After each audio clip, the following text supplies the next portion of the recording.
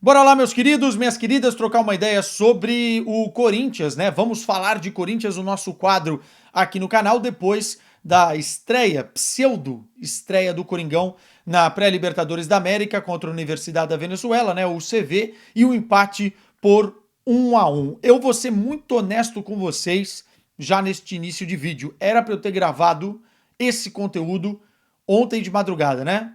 Porque o jogo terminou aqui em Portugal às 3 da manhã, a programação que eu tinha, mesmo estando moído, triturado da cobertura da Liga dos Campeões, fui lá para Munique, vocês já sabem a história e tal, eu ia gravar logo na sequência do jogo. Mas eu fiquei tão desiludido, tão chateado,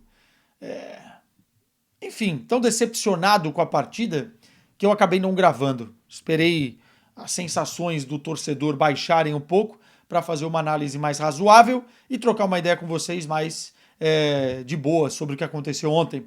E aí, chegou aqui, deixa o like, capricha pra gente, deixa os comentários também, eu quero saber o que você, corintiano, o que você, corintiana, sentiu depois do jogo de ontem e quero também inscrições, porque a gente tá batendo 80 mil, cara. Pô, tô feliz pra caramba. 80 mil seguidores inscritos, né? Por aqui, uma comunidade já bem grande e que me faz continuar para a gente tentar chegar aos 100 mil até o final dessa temporada. Vamos lá. O jogo em si era para o Corinthians ter dominado, não passar nenhum susto, vencer razoavelmente bem ou muito bem, porque o adversário do outro lado, rapaz, nem na segunda divisão do Campeonato Brasileiro, hein? Um adversário muito frágil, um gramado ruim, um time que foi mais na luta, na vontade, na força do que propriamente na parte física ou na parte técnica. Um time com jogadores acima do peso. O número 10 dos caras estava nitidamente acima do peso. Uma equipe que tinha um atacante de 16 anos em campo, que inclusive perdeu um gol no primeiro tempo, que se talvez não tivesse 16 tinha feito. E o Corinthians, olhando tudo aquilo e olhando de bandeja a facilidade que o jogo oferecia, resolveu tentar controlar a partida em banho-maria. Resolveu ter preguiça, resolveu perder o foco, resolveu olhar para o jogo como se fosse mais um de Campeonato Paulista. E a gente tá falando de Libertadores, cara. Quanto foi difícil, e eu acho que é isso que os jogadores têm que entender de uma vez por todas. Quanto foi difícil o Corinthians conseguir essa vaga na Libertadores depois do sofrimento que foi a temporada passada.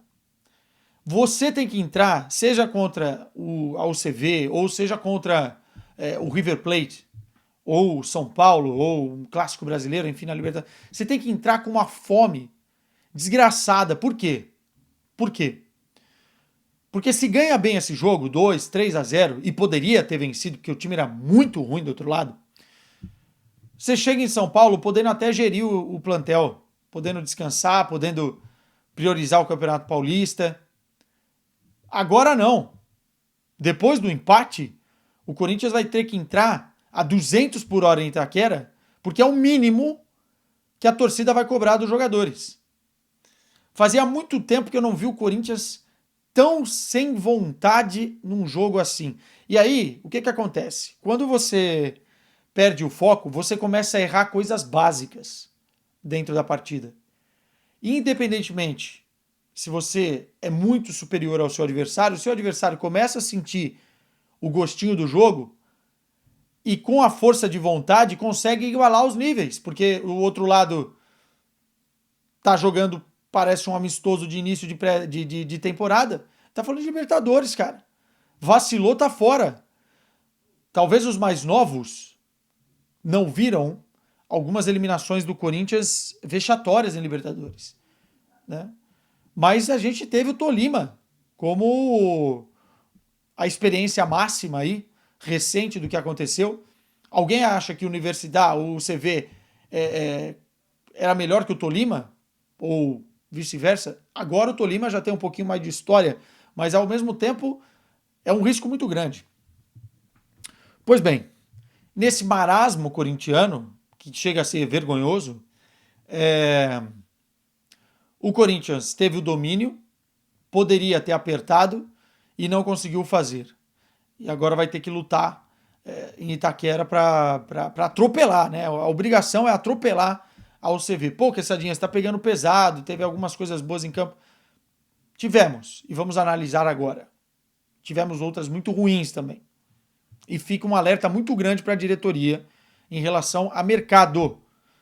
Já vou explicar. Escalação do Ramon, com Mateuzinho, Hugo, André Ramalho, João Pedro, Hugo no gol, né? O Losango com Raniel e Martinez, cada vez mais sendo utilizado pela direita. O Carrilho pela esquerda, o Bidon no banco de reservas, Garro, Memphis e Yuri. É quase a escalação do que eu considero perfeita. Ainda acho que o Hugo, que não fez um jogo muito, muito ruim, o jogo do Hugo foi regular, inclusive chegando um pouquinho mais no ataque do que a gente estava acostumado a ver o Hugo chegar, e isso que a gente cobra tanto dele. Mas eu acho que o Bidu ainda é o titular daquela posição. Acho que fisicamente o Bidu não deve estar tão bem por isso. E o Palácios, a gente precisa entender o que está acontecendo, porque, enfim, a recuperação já deveria estar num cenário em que o Palácios, pelo menos nos jogos do Campeonato Paulista que já estão decididos, tivesse mais minutos. E a gente não sabe o que está acontecendo. Do outro lado, você tem o Mateuzinho, que para mim, parêntese aqui, fez um jogo horroroso, cara. Acho que é um dos piores jogos do Mateuzinho com a camisa do Corinthians. Ele errou tudo. Ele errou tempo de bola na marcação, ele errou subidas ao ataque, ele não conseguia dar um cruzamento bem feito. Muito mal o Mateuzinho ontem. Enfim, e fica aí esse questionamento, né? Se o Mateuzinho tiver altos e baixos na temporada, o nosso reserva é o Léo Maná? É o Léo Maná? Vai chegar assim? A dupla de zaga é o que eu considero ideal pela qualidade que tem. O João Pedro merece, pelo início de ano que está tendo, mais oportunidades como titular. E o André Ramalho, por conta do final do ano passado, da reta final do campeonato, merece ser titular. Entretanto, péssima partida do André Ramalho. Péssima partida.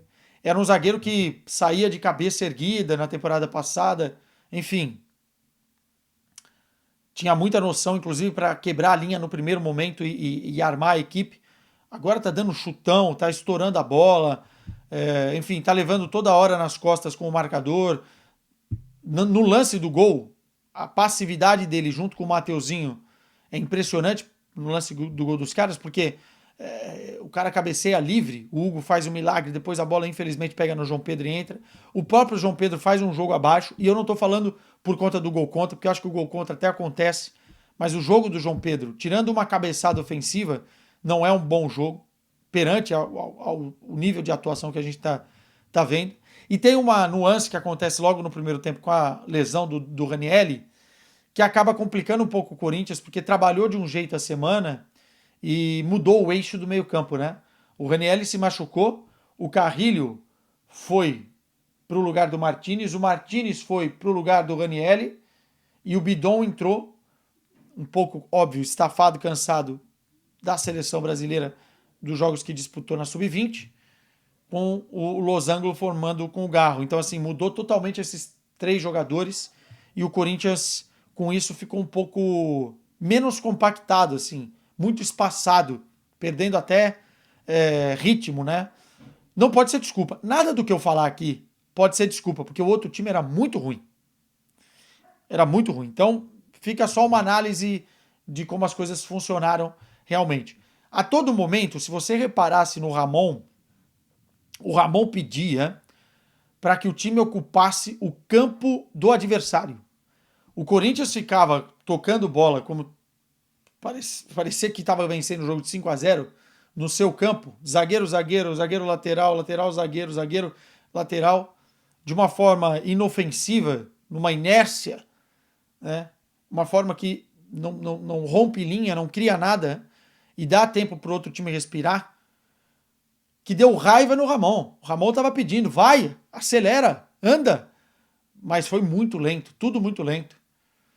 E o Corinthians não conseguia romper, cara. Não conseguia romper. Parecia que os jogadores de meio pegavam a bola, giravam para trás e tocavam para trás. O Garro ainda não está não está no seu melhor, ele está errando muito passe, mas isso é um ônus do bônus do Garro. O Garro vai sempre verticalizar, o Garro vai sempre tentar alguma coisa lá na frente. E às vezes, nesse início de temporada para ele vai acertar menos do que ele estava acertando no final da temporada passada. Então ainda falta ritmo ao Garro. Lembremos que ele foi titular apenas contra o Santos, né? Não jogou contra a Portuguesa, enfim. Então falta ritmo ao Garro, mas pelo menos ele é o cara que verticaliza a coisa, né? Que tenta. Não foi bem no jogo. Lá na frente, o Yuri poucas vezes recebeu em condições. Eu acho que nem dá para culpabilizar o Yuri de alguma coisa. Mas também, enfim, a gente sempre espera mais do cara que marcou mais de 30 gols na temporada, né? Então o Yuri vai ter sempre essa cobrança. E o Memphis foi bem em alguns aspectos. O lance do gol é de uma jogada que ele toma a iniciativa, né? Ele, enfim, vai para cima do cara, toca no Carrilho, se apresenta para receber e poderia ter recebido e feito ele o gol, mas o Carrilho vai muito bem, dá uma puxadinha para trás e bate forte no canto do goleiro.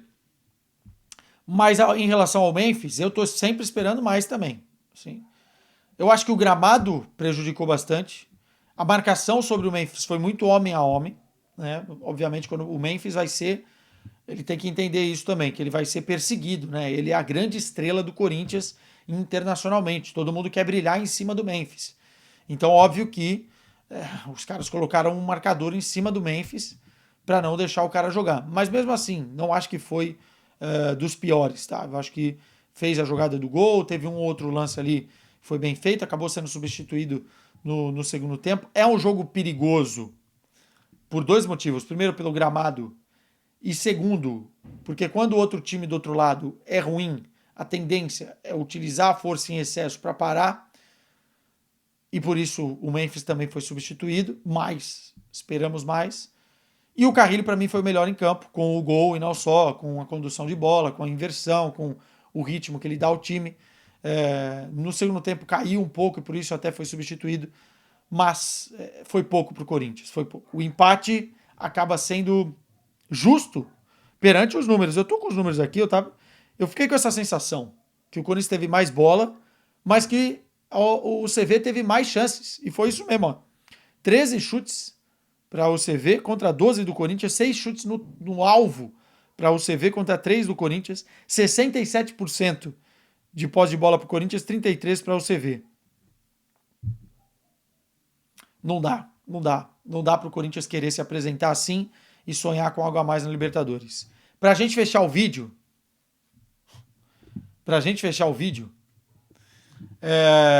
diretoria. Eu tenho a informação de que a diretoria, nesta janela de transferências, que na teoria deveria ser a principal janela de transferências da temporada, porque você está formando o time para o ano, como se inverteu isso e a outra janela foi a principal, que o Corinthians teve que remontar a equipe, nesta janela não tem grana para contratar.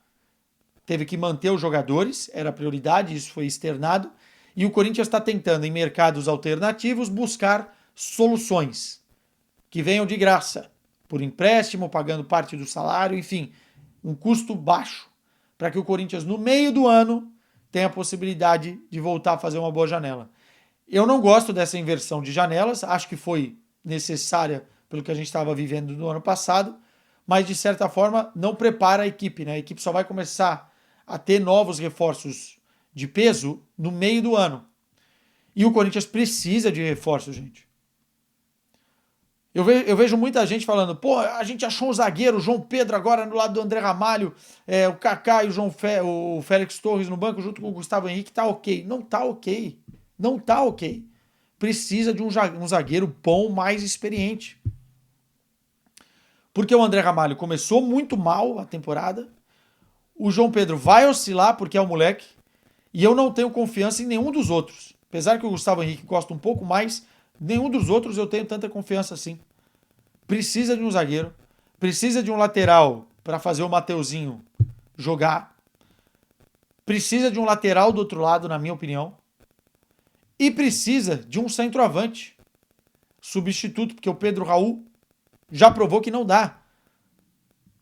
E o Corinthians não se movimentou, assim, não estou dizendo para abrir a carteira e gastar rios de dinheiros, mas precisa ser mais cirúrgico e conseguir encontrar soluções no mercado, porque do jeito que está, eu tenho a impressão de que todo torcedor do Corinthians tem muita insegurança, especialmente na parte defensiva. Então, assim, é de se entender, mas independentemente disso, não dá para fazer o jogo que fez contra um adversário tão fraco. Vamos ver o jogo da volta. Apertou, porque agora precisa dar o gás, mas, enfim, ainda tem o jogo Itaquera e depois ainda tem mais uma pré-eliminatória para chegar à fase de grupos. Vamos acordar na Libertadores, hein? Tchau para vocês, vai Corinthians sempre, tamo junto.